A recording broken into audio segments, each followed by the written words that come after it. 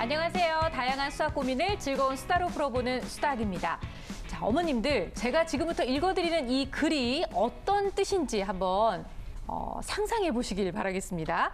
우리 엄빠가 나 미자라서 절대 안 된다고 함. 그리고 동생하고 싸운 것 때문에 아직도 혼남. 내 동생은 옆에서 피코 중. 낄끼빠빠라고 한 소리 해줌. 앞만 봐도 엄빠는 내 동생 최애. 나는 차애. 읽으면서도 무슨 소리인지 도대체 모르겠거든요. 여러분께서는 좀 알아들으셨나요? 오늘의 저희 전문가 선생님들께서도 이 말씀을 다 알아들으실 수 있을지 정말 궁금합니다. 자, 오늘도요, 수다학을 꽉 채워주실 수다학 가족 여러분을 소개해드리겠습니다. 어서 오세요. 안녕하세요.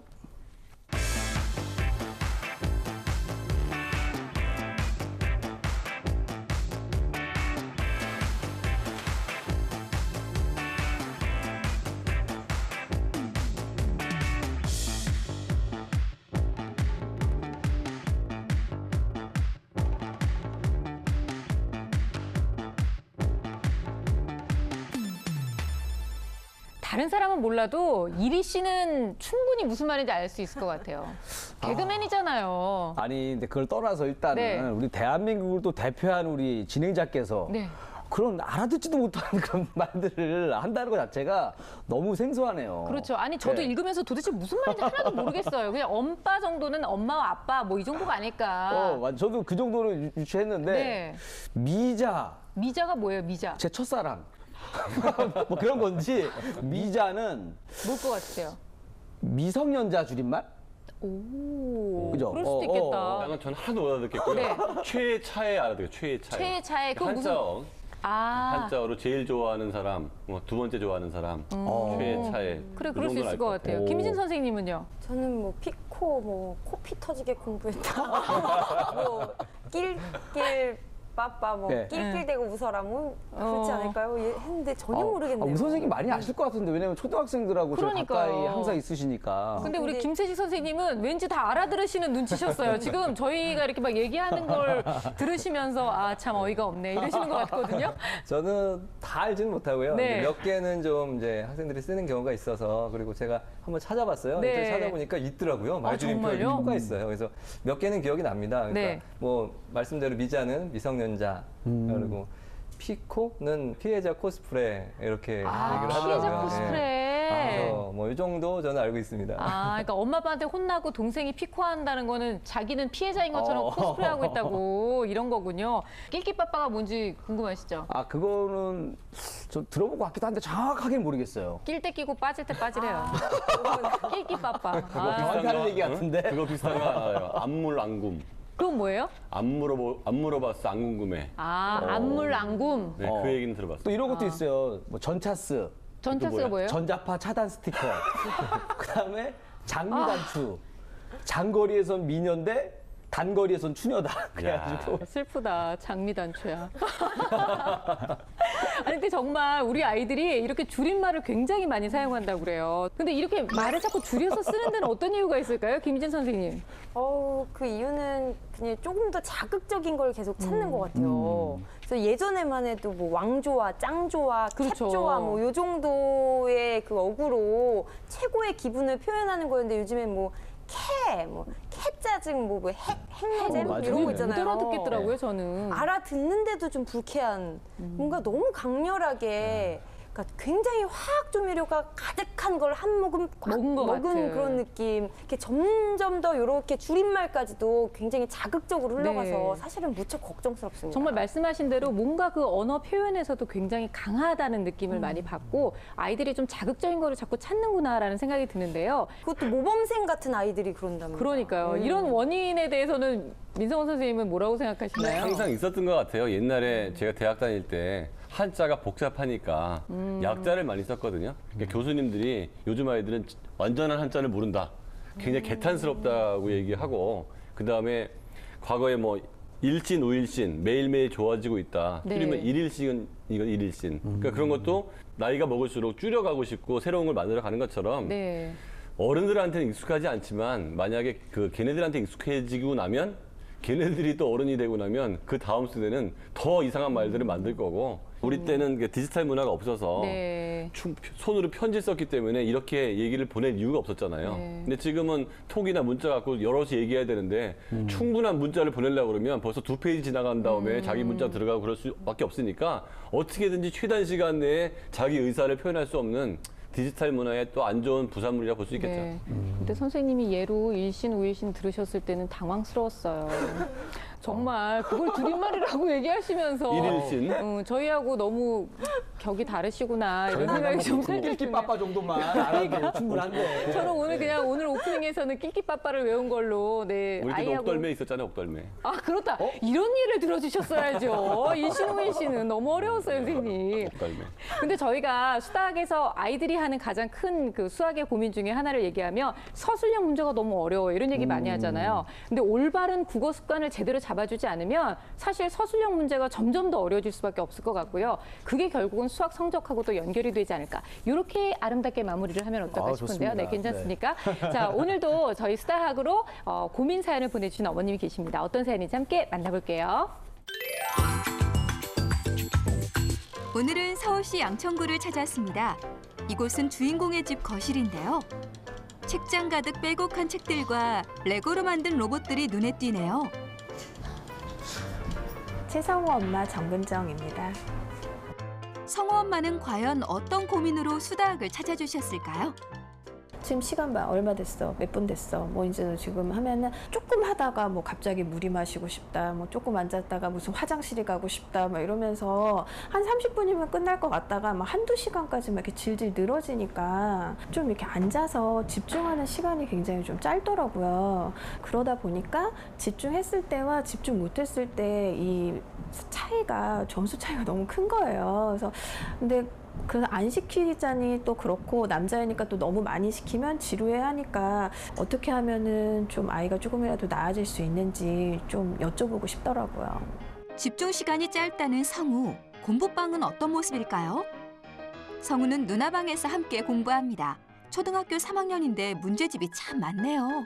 사실 이렇게 보면 많은 것 같긴 한데 가지 수는 많은데 각각 풀어야 되는 건 이렇게 종류별로 한 장씩 정도밖에 없거든요. 근데 아이가 이렇게 사실 이렇게 보면은 이 양을 보고서 먼저 좀 진료하고 문제 수가 많네요, 일단. 엄마들은 대체로 안 많다고 얘기를 해요. 그렇죠.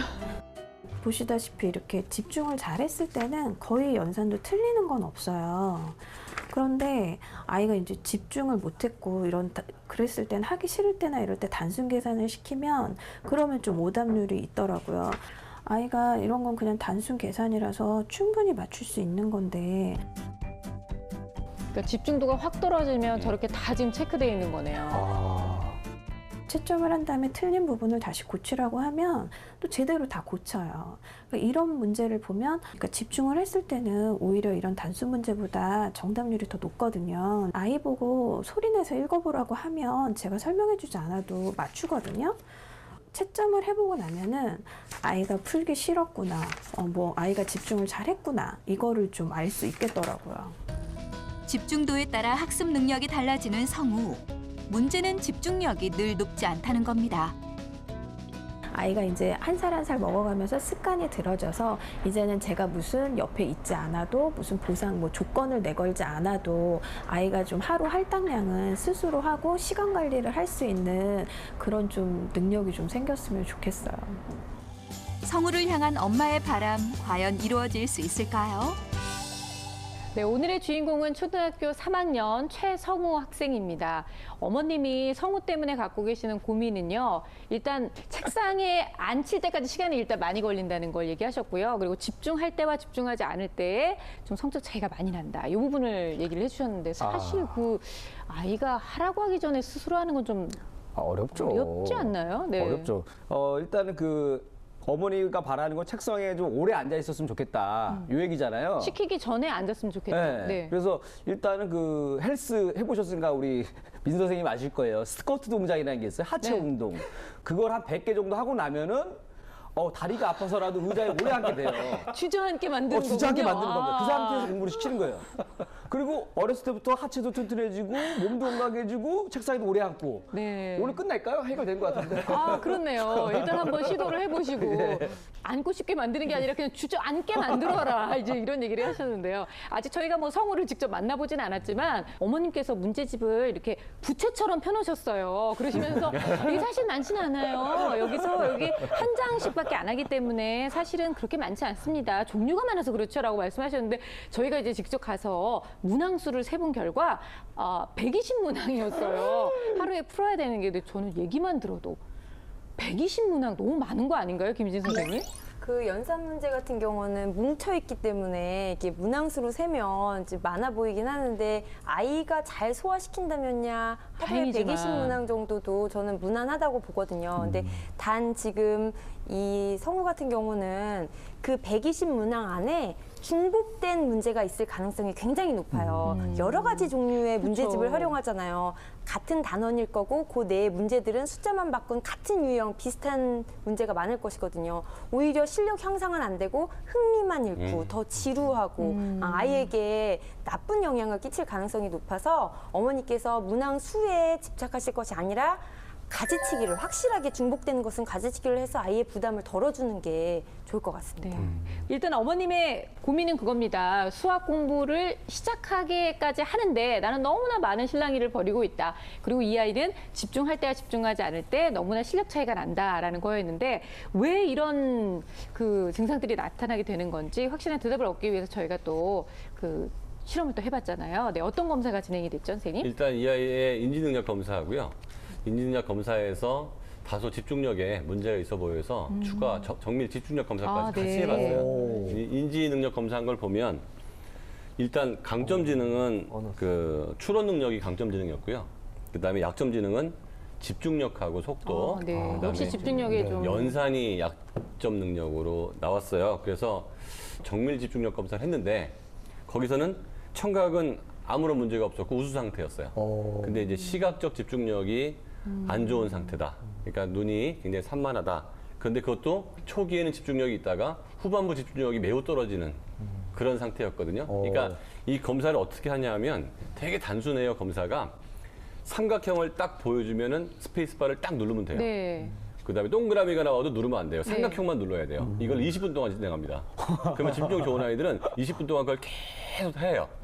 그런데 이 아이는 그 삼각형이 나왔는데도 안 누르는 거예요. 놓치는 거죠. 아, 정말요? 왜? 딴 생각을 하기 때문에. 근데 초반부엔 그게 없다가 후반부에 나타나는 거예요. 그때 멍한 거거든요. 딴 생각이 잠깐 나는 거기 때문에. 그러니까 이런 멍한 애들을 학교에서 놓치는 가능성이 많아요. 왜냐하면 듣고 있는 줄 알죠. 네, 이러고서 선생님들은. 고개 듣고 끄덕끄덕 거려요, 이렇게.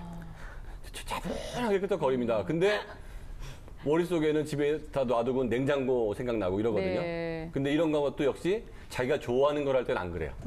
자기가 가장 싫어하는 수학을 할 때만 이러기 때문에 애가 예스라고 얘기하는 게 예스가 네. 아닐 가능성도 항상 있다는 걸 엄마가 생각하셔야 돼요. 네. 김세식 선생님은 어떤 수업 해결책을? 장면이 떠올라가지고. 네. 도대체 우리 반에 몇 명이나 그러고 있나? 지금 우리 반에 그 아이가. 그러니까 문제 푼 걸 보니까 성우가 기본적인 재능은 좀 있어 보입니다, 저는. 네. 그래서 앞에 좀 맞았는 걸 보면 연산 능력도 완전히 없진 않다고 보여져요. 그러니까 자기가 하고 싶을 때는 적극적으로 하는 스타일이기도 하고 약간 관심도나 흥미도가 이제 뚝 떨어지는 순간에서는 이거 내가 왜 해야 되지? 하면서 이제 아까 본 대로 뭐 이게 말씀하신 멍 때리고 뭐 이런 순간들이 오는 게 아닌가 싶은데요. 이 학습 동기가 없어서 그럴 거예요. 네. 제가 왜 이걸 해야 되지? 라든가 이런 지속성들은 그런 것이 이루어지면 어느 정도 나중에 찾아질 수 있거든요. 그래서 저는 이런 학습 계획을 좀 세우게 하면 어떨까, 성우가 직접. 네. 그러니까 만들어준 걸 하는 게 아니라 성우야, 너가 한번 계획을 세워봐서 그걸 한번 실천해봐라. 처음에는 10분 정도로 이렇게 짧게 한 번이라도 해보면 성우는 초반에 집중력이 좋으니까 그렇게 해도 분명히 어느 정도 성과가 있거든요. 그걸 네. 차근차근 이렇게 해서 5분 혹은 10분 더 늘려서 조금씩 집중하는 시간을 좀 늘려주는 게 어떨까 하는 생각을 해봤어요. 학습 목표를 좀 만들어서 네. 아이가 계획적으로 할 수 있는 능력을 키워주는 거, 그리고 또 중간중간 그렇게 자꾸 집중력이 흐려지는 것을 좀 어떻게 할 수 있는지 좀 집중적으로 살펴볼 텐데요. 정말 선생님 말씀처럼 아이가 멍하는 시간이 그렇게 많은지 그것도 좀 한번 좀 눈여겨서 살펴봤으면 좋겠어요. 오늘의 주인공 초등학교 3학년 성우를 직접 만나러 가보겠습니다. 느지막한 오후, 듬직한 뒤태의 소유자. 성우가 레고를 조립하고 있네요. 고사리 같은 손으로 조물조물. 여자들의 가는 거랑 남자들의 가는 거 레고 놀이에 푹 빠진 초등학교 3학년 성우를 소개합니다. 그러니까 오히려 그 공부방보다는 거실에서 생활이 더 많은 것 같아요. 그런가 봐요. 네. 성우야, 벌써 30분 됐는데. 숙제를 이제 해야지 않을까? 최성우. 야, 숙제하라고 하니까 TV를 다시 틀은 거 뭐야? 빨리.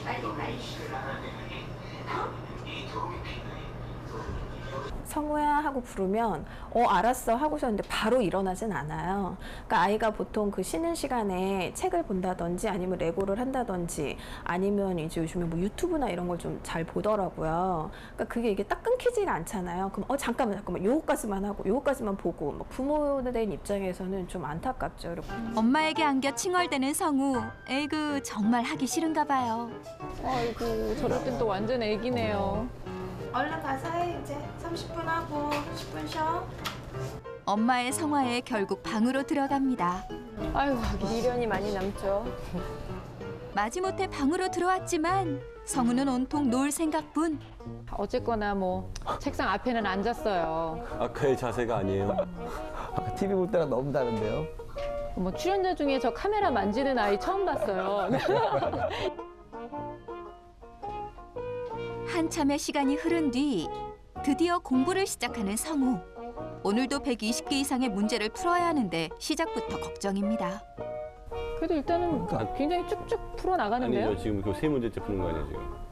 안 그래도 연산 시간이 오래 걸리는데 학습 태도도 좋지 않습니다. 의자가 되게 낮은 건가? 나 했거든요. 세 문제 삐딱하게 풀고 삐딱하게 앉아서 그런 거죠? 딴 생각하는 거잖아요. 진짜 딴 생각하고 있네. 심지어 이거 지금 2배속으로 저희가 빨리 돌린 거예요. 카메라를 향해 인사까지 하는 성우. 갑자기. 안녕. 성우의 집중 시간을 아는 엄마, 문 앞을 지나가며 상태를 살피는데요. 역시나 집중하지 못하는 모습에 결국 엄마가 방으로 들어옵니다. 그러자 갑자기 문제 푸는 속도가 빨라지는 성우. 자세가 지켜보고 있다. 달라졌어요. 자세가. 엄마가 딱 오니까. 어느 정도 했나 방에 이렇게 들여다보면 숙제도 거의 돼 있는 게 없고 이게 멍 때리고 있고 하니까 처음에는 자율에 맡겼다가 안 되다 보니까 제가 옆에 가서 좀 앉아 있는 편이에요. 잠깐만 뭐 하는데 그럴 때 갑자기 엄마가 귀신같이 나타나가지고 계속 저만 지켜보고 있으니까 공부할 때 집중도 안 되고 부담돼가지고 없을 때가 더 좋은데. 지금은 꿀 같은 휴식 시간. 성아, 일로 와봐. 잠깐 휴식 시간 즐기나 봐요. 잠깐 휴식인데 엄마가 또 부르는 거 보니까 이제 이제 좀 쉬었으니까 이제 들어가서 남은 거 나머지 얼른 하고 쉬는 게 낫잖아. 성우 저거 남은 거 저거 하고서 그러면은 엄마랑 가자. 내려가자. 그러면 그거 딱 한 장만 하고 뭐 없어? 아니? 그럼 뭐 문제 해결이지. 그거 몰라? 엄마랑 같이 들어가 보자. 굉장히 좀 어리광을 많이 부리는 거 아닌가요? 이제 공부해야 될 시간이 왔거든요. 직장인들한테 월요일 아침에 온 거예요. 그렇죠.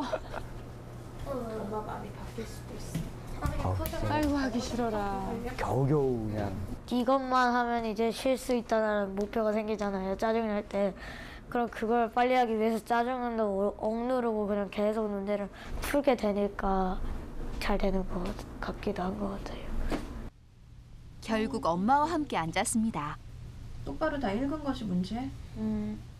얼마나 틀렸는지를 살펴보면 성우가 오늘 집중했는지 안 했는지를 알 수 있다는데요. 표정이 썩 밝지 않은 성우. 오늘은 꽤나 많이 틀렸나 봐요. 지금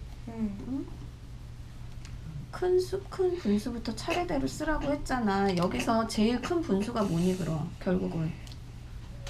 그래.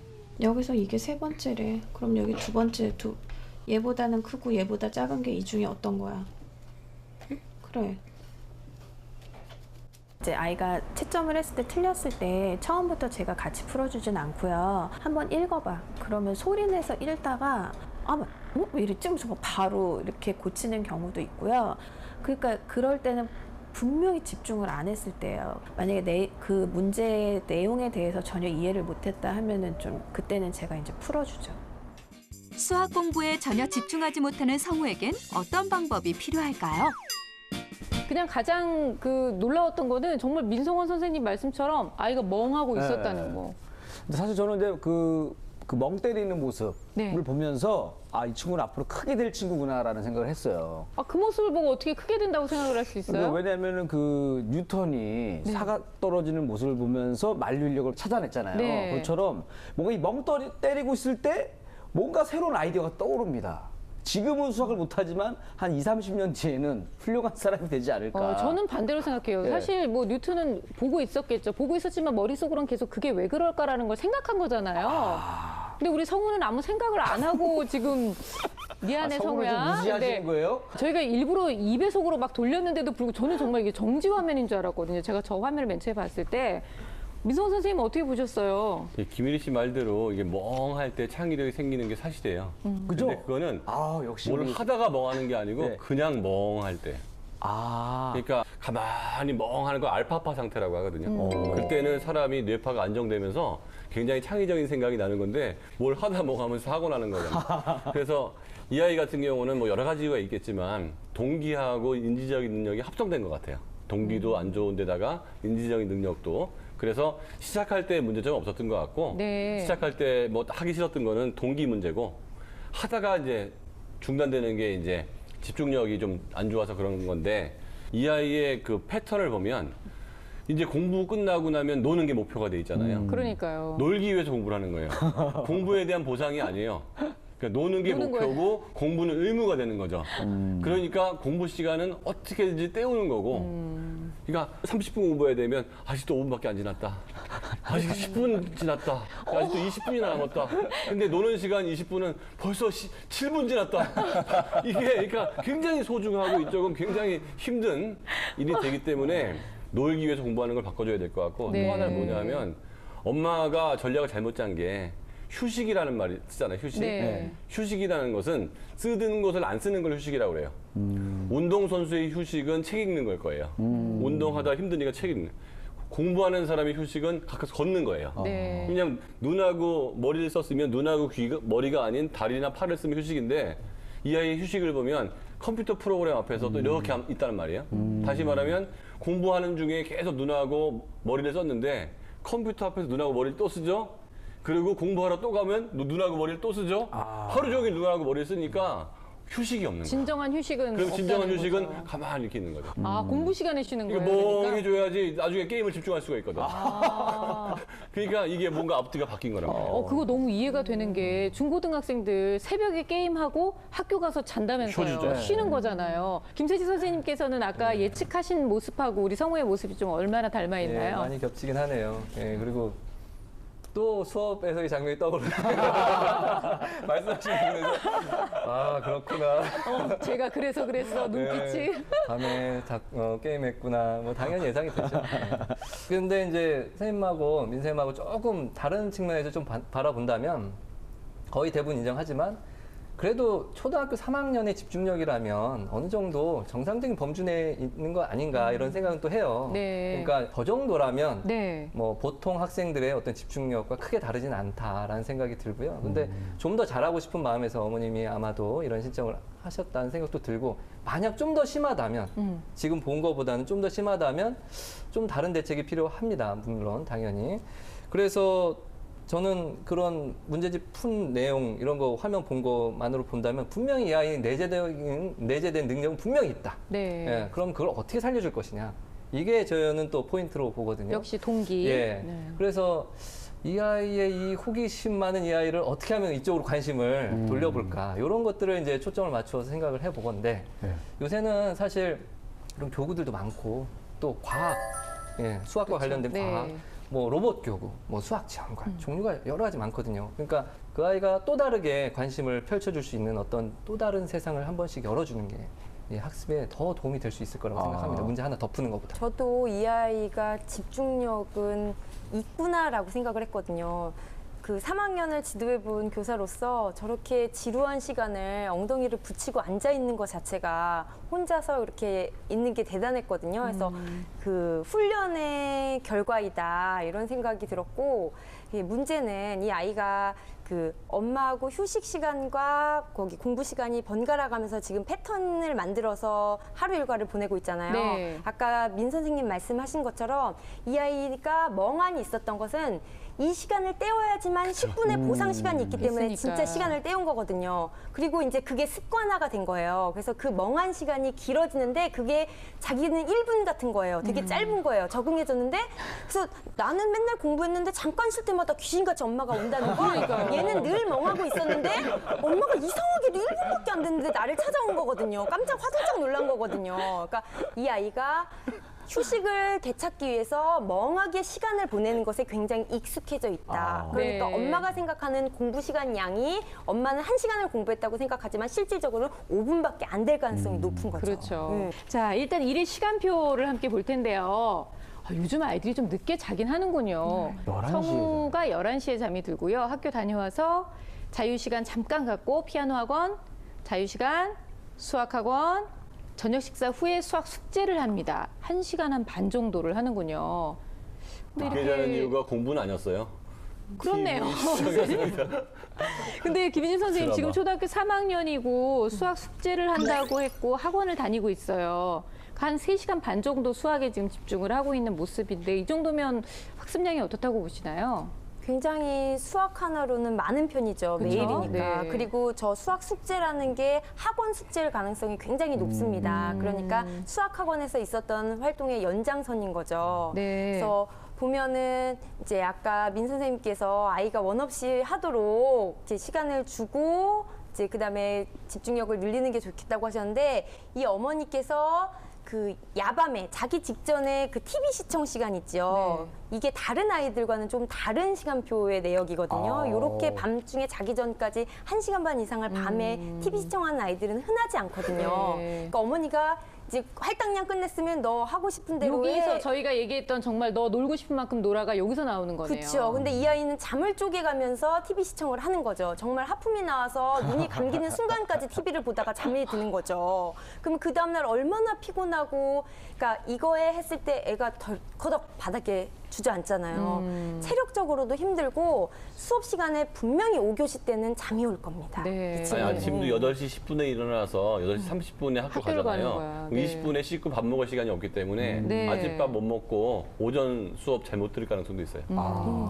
중간에 한참 공부하고 잠깐 쉬었다가 또다시 이렇게 끌려 들어갈 때 참 너무 그 공부하고 중간에 쉬고 다시 공부할 때 이런 거 쉬는 시간이 공부 시간하고 똑같으면 모르겠는데 짧게 주는 거는 오히려 저는 아니라고 생각해요. 그건 뭐 노는 것도 아니고 쉬는 것도 아니고 이게 뭐야? 이렇게 누구나 다 불만사항을 가질 수 있기 때문에 요거를 좀 개선해 주면 좋겠다는 것도 생각을 해봤는데 어머님하고 우리 성우가 지내는 모습 보면서 혹시 어머님한테서 개선해야 될 부분이나 이런 건 보이지 제가 않으셨나요? 지금 정확히 기억했는데 휴식 시간 계속 연결되고 공부 시간 연결되면 어떤 현상이 생기냐면 공부하려고 그러면 농구에 대한 잔상이 남아요. 그 잔상이 없어질 때까지 그다음에 그거를 재밌는 걸 두고서 일로 왔기 때문에 그 섭섭함도 있어요. 그래서 이제 그게 다 없어지는데 한 또 5분, 10분 간단 말이에요. 그렇죠. 근데 얘 집중력은 제가 보기가 20분이거든요. 초등학교 3학년이면 30분 정도가 평균이에요. 근데 20분 정도밖에 안 되기 때문에 10분 공부하고 나면 또 집중력이 없어져요. 그다음에 이제 쭉 30분만 하면은 또 놀 수 있으니까 그때부터는 또 설레임이 생기는 거죠. 그러면 30분 앉아 있어봤자 10분 한 거예요, 10분. 뭐 이거 빼고 저거 빼고 하면 그죠? 10분 또 남네요. 뒤에 다 빼고 나면 그러니까 차라리 엄마가 이 아이한테 시간으로 통제를 하지 말고요. 오늘 한 뭐 40문제 풀어야 되거나 50문제, 100문제 풀어야 되면 120문제 풀어야 120문제 되잖아요. 풀어야 예. 되면 적절한 수준으로 한 90문제로 잘라주고 네. 90문제를 풀고 나면 통으로 2시간을 놀게 하는 게 차라리 오늘 다 했으니까 놀아라지 하고 놀면 앞뒤 빼고 나면 남는 게 없다는 얘기예요. 네. 어머니가 하루 종일 얘하고 씨름하느니 190문제 다 풀었고 다 맞았으니 이제부터 1시간을 통으로 놀아라 그러면 잔상이란 게 안 남잖아요. 엄마가 집중력 걱정을 굉장히 많이 하셨잖아요. 그러니까 집중력이 있을 때는 잘한다. 없을 땐 못한다. 그래서 집중력에 대한 어떤 해결책을 좀 드려야 될 것 같은데요. 성우 같은 경우 집중력을 좀 높일 수 있는 어떤 해결 방안이 있을까요? 집중력이 떨어지는 아이들은 원칙이 무너져서 심한 경우에는 어떤 경우까지 있냐면 공부를 하러 들어갔는데 내가 여기 왜 들어왔는지조차도 까먹게 되거든요. 그래서 요만한 종이에다가 항상 원칙을 정해놓는 거죠. 원칙을 정해놓고 원칙대로 행동을 하면 집중력이 굉장히 연장될 수 있어서 네. 집중력이 안 좋은 아이들도 성적이 얼마든지 좋아질 수 있습니다. 저도 요게 100% 동감을 하거든요. 네. 그러니까 우선은 저는 양은 좀 줄였으면 좋겠어요. 그렇죠. 양은 줄여야죠. 우선은 연산 이게 양이 너무 많거든요. 그래서 뭐 짝수만 푼다든지 뭐 홀수만 푼다든지 이런 방법들 해서 조금 양은 줄여줬으면 좋겠고요. 그리고 어머니가 그런 것들을 좀 티내는 것도 괜찮을 것 같아요. 네. 어떤 엄마가 이제 내가 날 좀 너 이렇게 이해해 줄여줬다, 주는구나. 이렇게. 그런 것도 있고 그리고 한 가지 더 덧붙인다면 이 내재적인 동기를 즉 어떤 꿈이나 이런 것들이 그냥 생겨나는 게 아니니까 사실은 좀 독서 교육이 수반돼야 된다고 생각합니다. 사실은. 왜냐하면 모든 것을 다 경험할 수는 없잖아요. 그렇죠. 이제 간접 경험을 해줘야 되고 요새는 뭐 체험 교육이 많이 있으니까 옛날보다는 훨씬 좋아졌습니다만은 아무리 그래도 독서 교육을 강조를 해야 됩니다. 그래서 관심 있는 분야의 책을 좀 때때로 이렇게 사주는 것도 사실 효과가 있다고. 동기가 많이 있으면 돼요. 집중이 생기니까. 네. 어쨌든 본인이 집중을 할 때는 그래도 좀 잘하는데 집중하지 않을 때는 좀 흐트러진 모습을 많이 보여서 어머니께서 많이 걱정을 하고 계셨고요. 공부하러 수학 공부를 하기 위해서 의자에 앉을 때까지 너무 오랜 시간이 걸려서 정말 수학에 흥미를 느끼게 해주는 게 굉장히 필요한 아이였습니다. 초등학교 3학년이기 때문에 그래도 얼마든지 개선될 수 있는 그런 시점이 아닌가 싶은데요. 수학 전문가들께서 초등학교 3학년 우리 성우를 위해서 주시는 가장 간단하면서도 꼭 실천해 볼 수 있는 방법 알려드리도록 하겠습니다. 자, 오늘의 결정적 한방. 제 결정적 한방은 통 큰 보상입니다. 자잘한 보상, 효과가 없습니다. 이제 제대로 된 통 큰 보상을 한번 해줄 때 확실하게 엄마가 약속을 지키는 게 중요합니다. 박수를 쳐라. 다시 말하면 집중력을 연장시키는 제일 좋은 방법은 중간에 환기를 시켜주는 거거든요. 중간중간에. 그래서 한 문제 풀 때마다 긍정적 성취 경험을 자기 스스로 인지하는 거죠. 풀었다. 한 문제 풀 때마다. 그러면 이 아이들이 나도 했다를 소리로 인지를 했기 때문에 집중력을 늘릴 수가 있습니다. 제 결정적 한방은 공부는 양보다 질입니다. 밀도 있는 학습을 하면 사실은 수학적인 개념이 잡히면 그 다음부터는 연습입니다. 그래서 질적인 수준을 좀 더 높여주면 아이가 분명히 수학을 좋아하게 될 겁니다.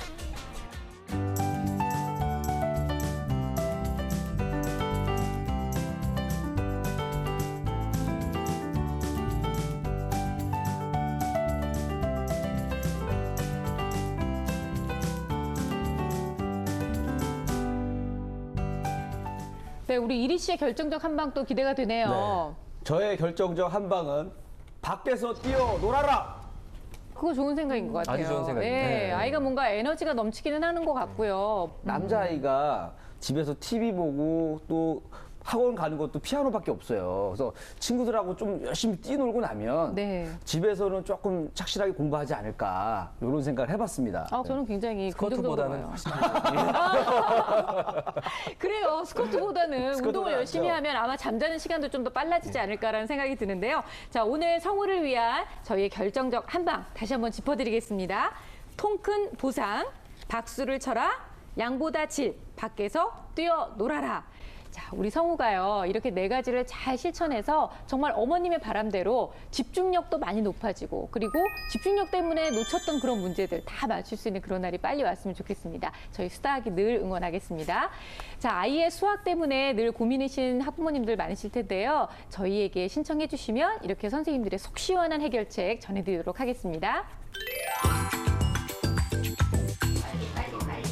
얼마나 쉬는 게 낫죠. 문제가 엄마 마음이 바뀔 수도 있어.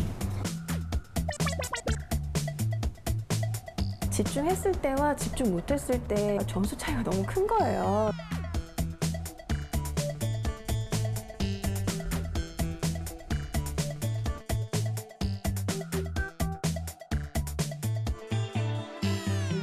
오늘 고민은요, 모든 엄마들의 공통적인 고민이 아닐까 싶어요. 내 아이를 공부하는데 책상 앞까지 끌어서 앉힐 수 있는 방법. 어떻게 하면 조금이라도 즐겁게 수학을 좀 할 수 있도록 또 공부를 시작할 수 있도록 만드는지 오늘 그런 얘기를 함께 나눠보고 있는데요.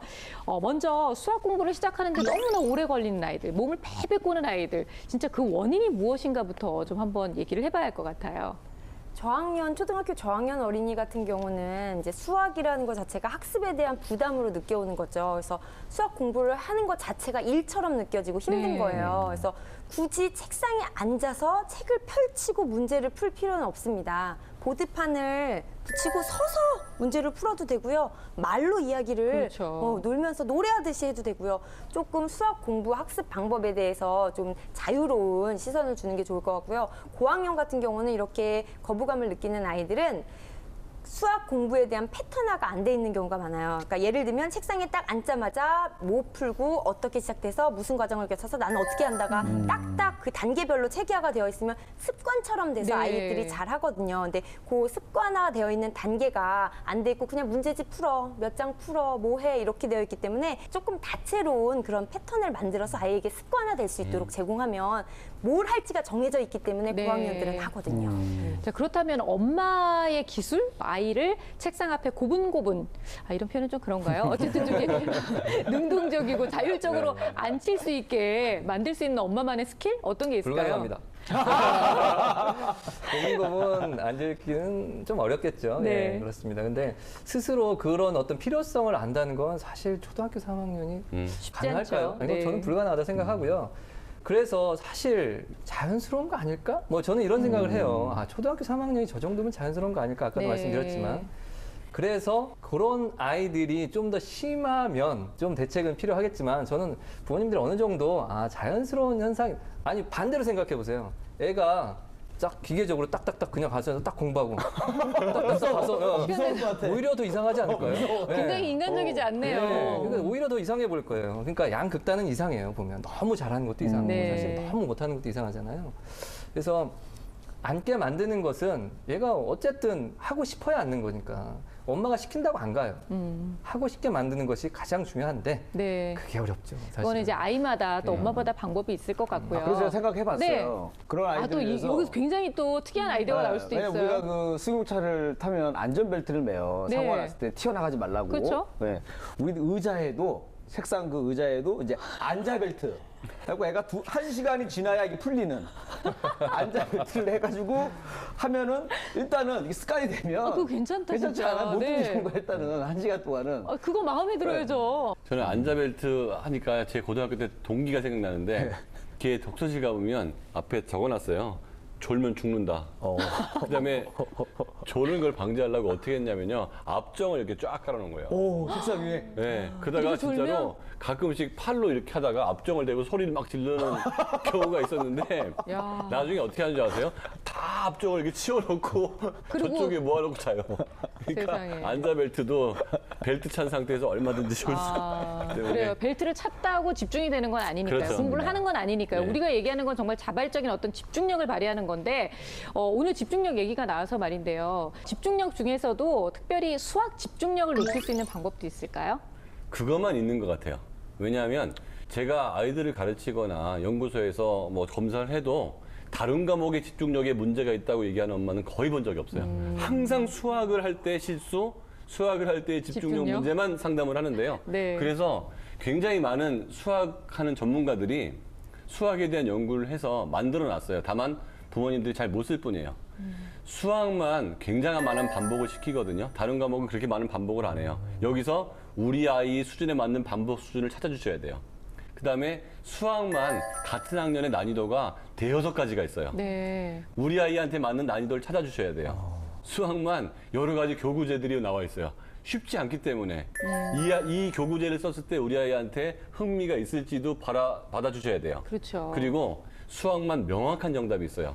그래서 엄마가 이 아이가 공부를 한 다음에 얼만큼의 성취도가 있는지 다른 과목은 그렇게 평가 안 해도 차근차근 올라가거든요. 수학은 평가가 없이 지나가 버리면 그냥 배운 듯 다 사라지고 마니까 난이도, 양, 교구제, 평가가 동시에 이루어지면 집중력은 좋아집니다. 네. 김진 선생님. 저는 고등학교 때 공부를 할 때 새벽에 5시에 일어나서 그 새벽 그 향을 맡으면서 그 책을 하면 정말 어젯밤엔 졸면서 안 풀렸던 수학 문제가 풀렸거든요. 그래서 어려운 문제는 그때 아껴뒀다가 제가 해결을 했어요. 아이들마다 자신만이 이렇게 머리가 잘 돌아가는 그 자기 패턴에 맞는 흐름에 맞는 시간이 있거든요. 그래서 아이가 학습 공부를 했을 때 결과가 좋은 시간대가 네. 있어요, 늘. 그래서 그 시간대도 찾으시고 각 단원별로 아이의 수준을 파악해서 이 단원은 잘한다, 이 유형은 잘한다, 그러면 그 수준에 맞는 거, 이 유형은 자꾸 틀리네, 떨어지냐면 한 단계 낮은 맞춰서. 것을 제공을 해서 맞춤형으로 줘야지 자기가 소화할 수 있는 양을 받아야지 집중도 하고 푸는 거지. 아무리 집중력이 뛰어난 애도 그냥 붙어 앉아만 있을 뿐이지 그걸 해결하는 건 아니거든요. 그래서 관심을 갖고 그렇게 해결 방법을 주는 게 네. 좋을 것 같습니다. 또 같은 실수를 자꾸 반복하는 경우에는요. 고학년으로 올라갈수록 이 실수만 안 했으면 얘는 점수가 잘 나올 텐데 이렇게 아쉬운 부분이 있잖아요. 네. 그 실수를 반복하지 않게 하기 위한 방법도 있을 것 같아요. 왜 이렇게 수학에 있어서만 유독 이렇게 실수에 관대하지 않을까요? 그러니까요. 예, 그런 생각이 좀 들어요. 그러니까 예를 들어 축구 선수들 슛 때려서 안 들어가는 경우 많잖아요. 그렇죠. 그렇다고 축구 관두거나 축구 싫어하거나 그러지 않아요. 더 해보고 싶어 하거든요. 네. 근데 유독 수학만 자꾸 너 그것도 못해. 막 정말 이런 그렇네요. 그런 부담감을 가지고 수학을 배우니까 애들이 좀 거부감이 생기는 거니까 그런 거 좀 유의해 주셨으면 좋겠고요. 네. 근데 실수 이제 고등학교 저는 교사다 보니까 선생님 이거 실수했어요. 면밀히 보면 실력인 경우도 상당히 많아요. 그래서 잘 봐야 됩니다. 얘가 진짜 실수한 건지 아니면 정말 실력이 지금 부족해서 개념이 부족한 건지 그리고 자주 실수하는 부분이 있을 거예요. 예를 들어서 뭐 고등학교에서는 뭐 분수 방정식 무형근이라는 게 있습니다. 근데 이제 분모가 0이 되게 하는 건데 그런 건 빼야 되는 건데 네. 이제 마음이 급하다 보니까 뭐 개수를 근의 개수를 세라고 하는데 4개인데 뭐 5개라고 한다든지 이렇게 실수를 할 수가 있어요. 그런데 만약 그런 실수가 반복된다면 옆에 무형근 주의 이런 걸 좀 써놓는다든지 네. 이런 식으로 스스로 자기가 실수할 수 있는 내용들을 방지할 수 있는 장치를 마련해야 되거든요. 근데 이렇게까지 자기를 분석할 수 있다면 이미 잘하네요. 이미 잘하는 거죠. 이미 실수하지 않는 거죠. 그럼요. 그것까지 자기가 이런 장치까지 해줄 수 있는 네. 애는 너무 잘하는 학생이에요. 그래서 그런 얘기를 해주죠.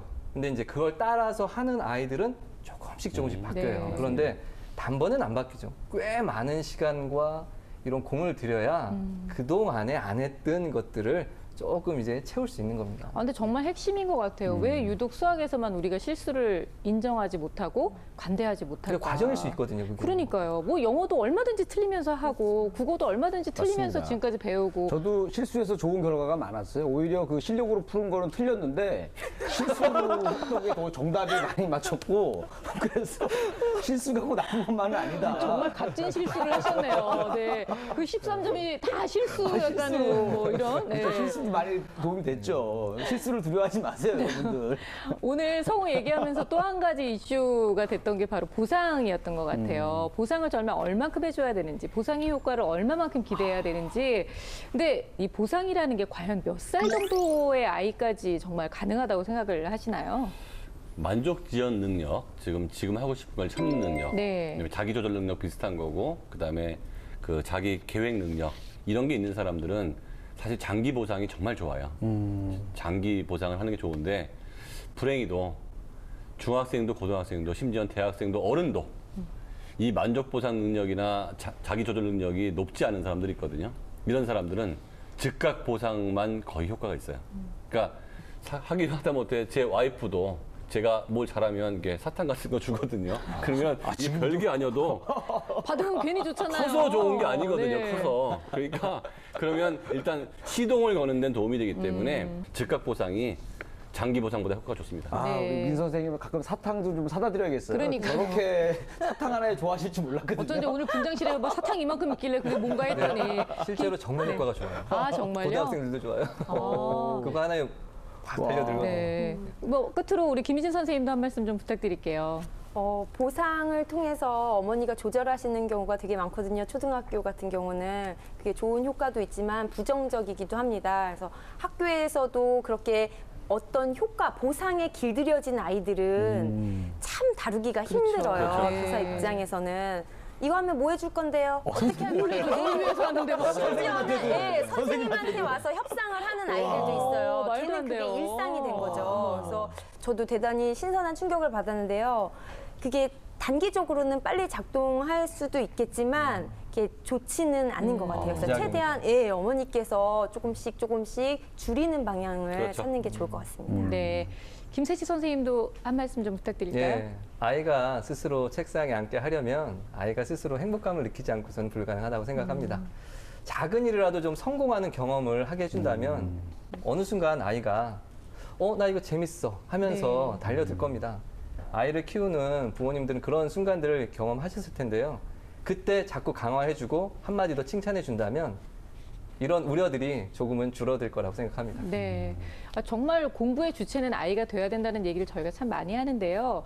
공부는 누굴 위해서 하는 게 아니라 네가 즐겁기 위해서, 네가 편하기 위해서, 네가 잘 되기 위해서 하는 거다라는 걸 늘 항상 얘기를 해주면 그 진짜 책상 앞까지 가는 그 거리가 엄마가 데려다 줘야 되는 거리가 아니라 아이가 정말 즐겁게 갈 수 있는 그런 거리가 되지 않을까라는 생각을 또 그런 기대를 좀 가져보겠습니다.